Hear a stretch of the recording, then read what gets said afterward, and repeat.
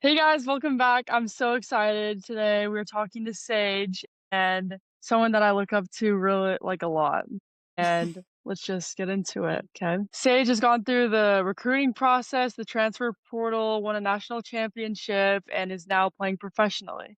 And I just feel like there's so much we can learn from her as we step into this journey ourselves. June 15th is coming up, you know. Let's go all Mhm. the way back to the beginning for you. Do you remember June 15th? What was it like for you? Yeah, I actually I think they changed that rule and made it June 15th my junior year, my senior year, one of those years, but I actually committed to the University of Missouri my freshman year summer, Oh, and I wow. thought that that's where I was gonna go and spend my whole career. And my senior year of high school, I decided that I didn't wanna move to Missouri because it was so Mhm. far from Hawaii, and I wanted my parents and my family to be able to watch me play a few games at least during my college Yeah. career, and so I decommitted the first semester of my senior year, and I was kind of just like, "I hope that I get recruited. Wow. I really wanna go play in college," but Yeah. yeah, it was very stressful for sure for my parents because they we're kinda just like, we invested so much money into you playing club volleyball, and being from Hawaii, you always have to pay for, like, travel expenses to get to the mainland. We do a lot of, like, Yeah. fundraising and stuff like that, and, they're kinda just like, "We invested that into you, and either you get a scholarship for school or you get a scholarship for sports, and you get your education that way, but, like, you gotta make it happen," and so, yeah, I was really lucky the way that things worked Wow. out during my recruiting process. Wow. I didn't know that. That's crazy. Yeah. So, how did, like, the phone calls go for you? Like, did you I know the rule changed, but, like, did you, like, have phone calls? Like, was it I know you said it was stressful, but was it exciting at all or I think it's for sure exciting, like, knowing that these schools can see you playing there, especially when you're so young. It's kinda just like you don't really expect it to happen, and Right. then after your first one, it's like, "Wow, I guess I actually can do this." So, I definitely was super excited. I think the thing that really made me nervous, though, was when I had decided where I wanted to go, having to pick up the phone and call all these other coaches to tell them that I didn't wanna go there. Yeah. I think was, like, the hardest part of all of it, but it's definitely exciting, and you have to consider so many things in the process of being recruited, Mhm. so it does get stressful, for sure. Yeah.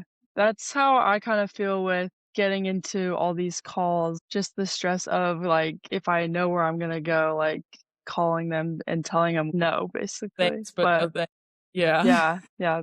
What did you wish you knew before that day came, where you could start talking to the schools? Yeah, I wish that I had more of an idea of what I wanted to do outside of volleyball, and I feel like a lot of coaches are really good at selling a program and, like, showing you, like, you can have this and you can do this and promising all of you or promising all of these things to you, but when you get there, obviously, it's always gonna be different, and I think that's something that I never really understood throughout the whole recruiting process. I was like, "Oh, he or she is so nice," and then I got there and I was like, "This is not what I thought it was gonna be," and Yeah. so, I think, like, having conversations with girls that are already on the team and, like, asking them to be really honest with you about, Mhm. like, the culture, how team culture is, because that's huge. That's what I learned at UT, how your coaches, what their coaching style might be like, just, like, the overall environment of the team because you're around these people every single day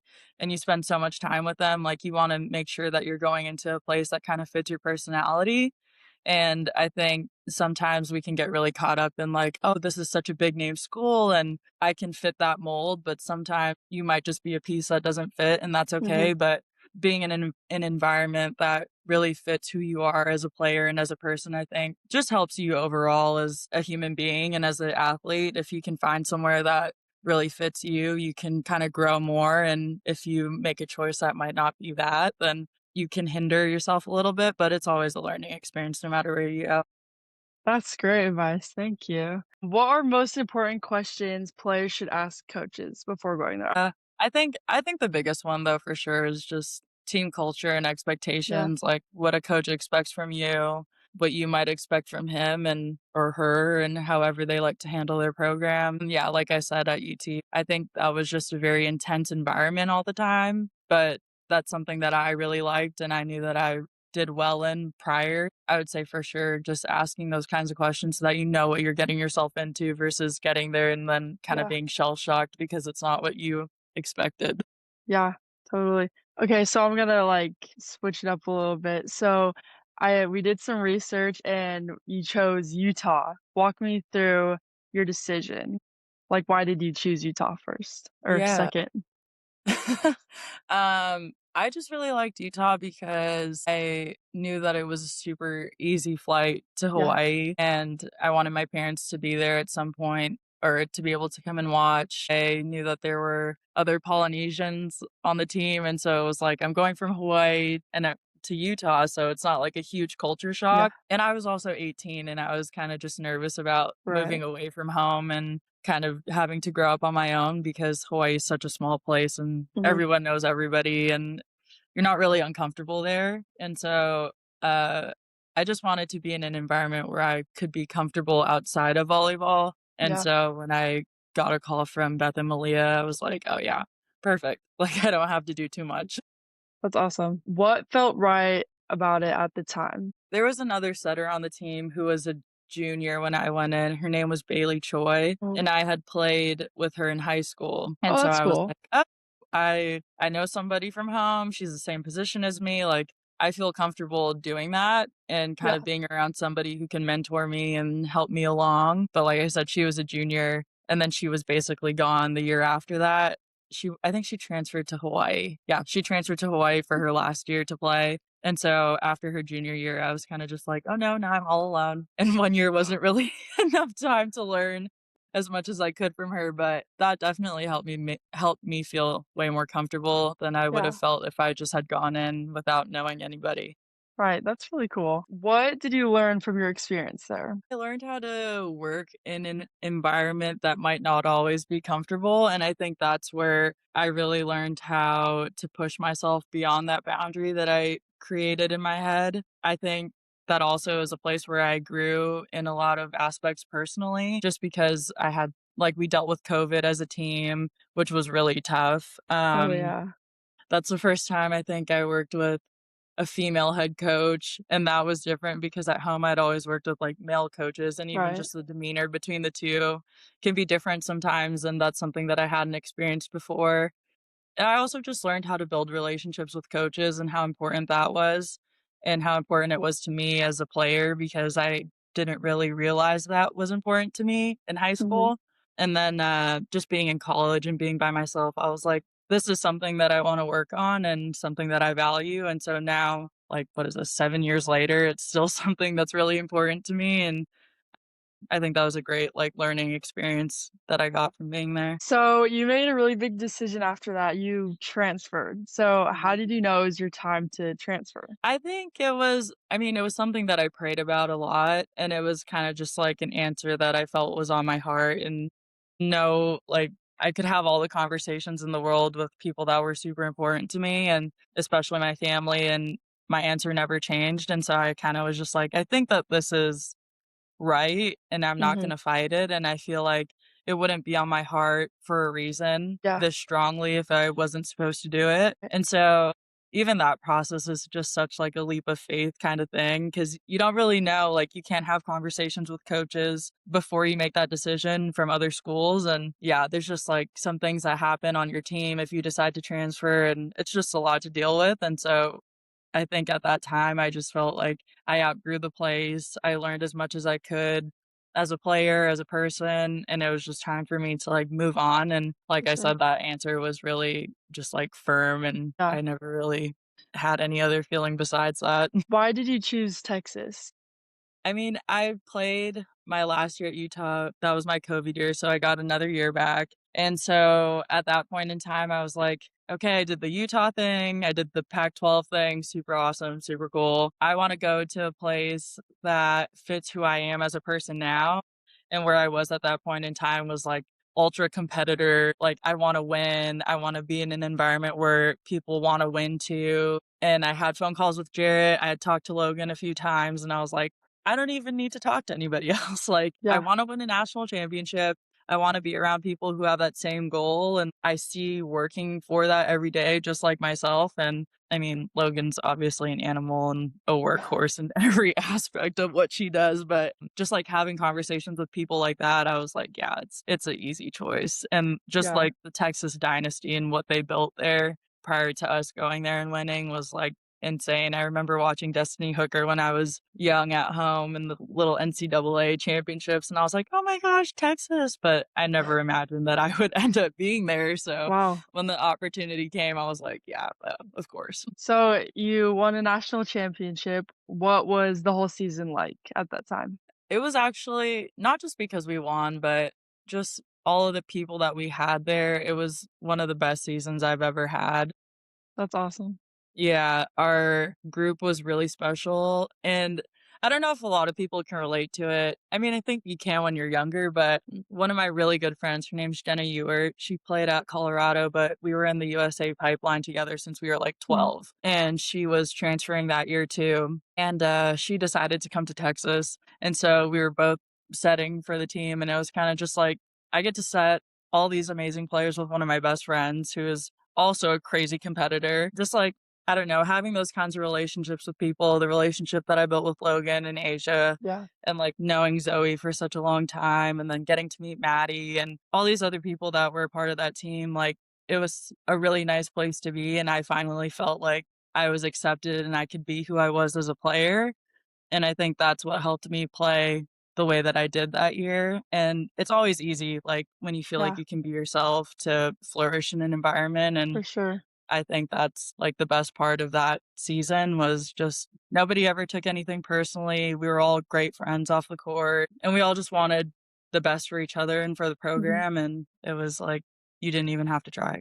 What did you learn about yourself during that? I learned how to take a back seat, 1, and also how to I don't know, like, how to drive the boat, how to, like, lead the Yeah, train the right way, you know what I mean? Like, yeah, there's so many personalities on the team that are all so strong, and it's hard to have so many alphas on one team right. sometimes if you don't know how to like, control it, and I think the role that I had that year was kinda just, like, to take a step back and make sure that everyone was okay doing what they had to do and facilitating that, especially at a school like Texas, like, everybody's always like, "It's so easy to be a setter, like, everyone's so good, you just throw the ball up and they kill it," like but it's so much more than that, and it's Right. about, like, how you handle all these personalities, how you, like, get people to buy in at the right time, how you get people to start off a game, how you get people hot to finish a game. I think that that's a really underrated skill to have, Yeah, especially as a setter, that a lot of people don't really get to see the beauty behind because it's all kinda just like, "Of course she's gonna do good because, you know, she has all the pieces," but right. I think one of the most special parts about being a setter is, like, how to figure out how to make the pieces work together to be Yeah, better. So, yeah, that was definitely one of the hardest things I've had to do and one of the most relieving things I had to do yeah, because it was like, "Okay, when we did it, I did my job." right. Yeah, Wow, that's crazy. You had a great team. That's a thank lot. you. Now you're playing professionally. How's the transition to college to love? It was really nice. I mean, uh, getting to play with my teammates from college is like Yeah, it's so easy, and I we played together for 2 years together as a group. It's kinda just like riding a bike, like, you do it yeah, once, you do it twice, you take a little break, and then you do it again, and it's like you don't really miss a beat, and so that yeah, was really, really easy and really special. I think I learned a lot as a player when I went to Puerto Rico after mhm, my fall season of my senior year, and then I learned even more when I went to France, and I think those experiences and things that I went through while I was overseas playing really helped me when I came back and got to play with yeah, them again, but it's nice to go places to reinvent yourself and then yeah. come back to your friends in a comfortable environment and be able to show them all the things that you learned. That was definitely something that I liked. That's really fun. I didn't know you, like, went overseas. That's really fun. Mhm. Yeah. What's different at the pro level? Would you say it's different, or would you say it's just like I think it's definitely different. I yeah, think the speed is a lot faster, whether yeah, it looks like it or not, it definitely is. I think people are stronger, people are a little bit faster, and the IQ of the game goes up, like, a few notches for sure. I mean, you have people like Jordan Larson that are playing in Love and people who've been around for a really long time who might be a little Right. older. They just have, like, vet moves, and they do things on the court that you're like, "Oh, yeah, for sure that's gonna go down," and they're just like, no." Like, I'm straight-legged, and I'm just, like, popping it up with one hand, and you're like, "Okay." Or, like, the ball's 10 feet off the net, and they just cut it, and it's a point. I'm like, "I don't even know Wow. how you did that, but okay." Awesome, thank you. So it's definitely, like, fun to play against those kinds of people Yeah. because you see how much they've learned throughout their careers and how early you are still in your own, because Right. it's like, this is my first time seeing that, but they've been doing it for years, and it's Yeah. kinda just like, "Okay, well, I'm not as far as I thought I was." It's Right. very humbling, but it's so awesome to be able to see that every single Yeah. week when I was playing there. If you could talk to all the girls that are around my age that are going through my experience of, like, for committing and all that, what would Mhm. you tell girls going into June 15th? I would say just be true to who you are. Don't try and fit a mold that you might not be because Right. you're just going to be miserable in the end. At least if Mhm. you go into a situation fully as yourself and you embrace who you are, that's what makes it beautiful. You go into a place that accepts that and can hopefully make that person grow on and Mhm. off the court. I'd also say just go somewhere that makes you uncomfortable, like, Yeah. as contradicting as that might sound, like, you have to be able to push yourself beyond who you think you are because that's the only place where growth happens, and there's gonna be a lot of situations that are confusing and a lot of situations that you might be questioning yourself and what you wanna do, but I think as long as you stay true to your core values and you always just trust in yourself and you bet on yourself and you pray when things are hard, because I Yeah. had to do that, or you journal when things are hard, whatever it is that you have to do. I think that that's the most important thing is never letting yourself get lost and trying to make other people happy. You just have to figure out what's best for you and figure out how to grow and cultivate that person. That's great advice. That's Mhm. awesome. Thank you. What would you say matters most in recruiting that people don't talk about? I would say who you are as a player matters a lot and like what you can do skill wise. But I think something that's really underrated is how you are as a teammate because that has a huge effect on everybody. Like whether you're on the court and you're playing all the time or you're on the bench and you're being negative Nancy, like that all has some sort of impact on how a team responds. And I think that there are situations that are gonna suck, and you're gonna be like, "Why am I here? What am I doing?" On Yeah. the brink of a crash out, as we like to say. But I think, like, you just have to focus like, yeah, you could be a great player, but you have to be beyond that. Like, what else do you bring to the court? Like, what is your special skill or your talent that can make the team better besides just being an awesome setter, Yeah. getting one-on-ones all the time, and getting aces and stuffing people straight to the floor? Like, you have to be a leader or you have to be the fiery personality or you Yeah. have to be the person that can steady the team out or like Yeah. something that's positive and something that's you, but also like something intangible. Like, what is your intangible? I think that's like the biggest question that a lot of people struggle to answer. I mean, I've had to answer that question myself for like the last 2 seasons. So Yeah.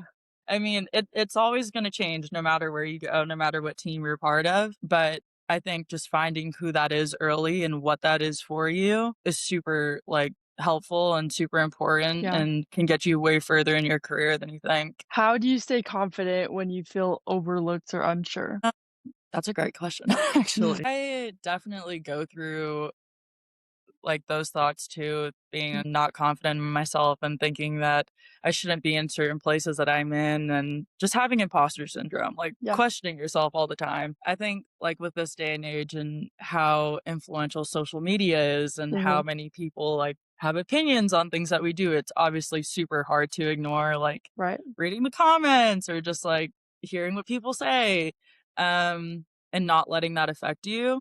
I think at the end of the day, you just have to like, you're where you are for a reason. Yeah. You wouldn't be there. All of the work that you put in to get to that place that you're at, like you did that. Nobody Yeah. else ever did it. you did it. You went to lift super early, you were working out at 5 AM, you were conditioning super late at night, you were lifting on your own, you're paying attention to what you're eating, you're doing extra reps, like, you are investing all this time, you're investing yourself into something that's super important to you, and that work and that dedication got you to the place that you're at, so that's what I ground myself in, and I try to just tell myself when I get those thoughts too, because I still do. I'm 25 and I'm older, but, like, I still do have those thoughts, and so Yeah, that's just something that I try to tell myself and always come back to is, like, I got myself here and God and my family and all of these things, but without that hard work, I wouldn't be here. Without the yeah, support, I wouldn't be here. If I wasn't meant to be here and I wasn't good enough to be here, then I wouldn't be, and it's mhm, really that simple, and whatever these people have to say, they can do whatever they want, but I'm here for a reason, you're here for a reason, like, it's where we're supposed to be, and we're on the path that we're supposed to be on, and we can't question it, but we can say thanks for it. We yeah. can keep going and make the most of it, so, yeah, that's what I That's an try. awesome way to put it. That's great. Looking back, what's your biggest piece of advice for the whole thing? I would probably say just try and figure out what's important to you, Yeah, figure out who you are, establish yourself really early as what you wanna be known for and who you wanna be known as, and be that person and embrace that person, and you don't have to change to fit other people's narratives ever, but that doesn't mean don't be coachable, that doesn't mean to yeah, be stubborn. It just means, like, stay true to you and your morals and the things that you believe in, and stay true to yourself and keep working on yourself, and you can get a lot further than you think in your yeah, career because I've done it. I know people that have done it. Like, the only limit that you have is the limit that you put on yourself. And as long as you keep betting on yourself, who knows where you're going to end up? yeah. Thank you. That's pretty much all I have for you. Okay, nice. Thank you for the advice. Thank you for making the time. Yeah, of course.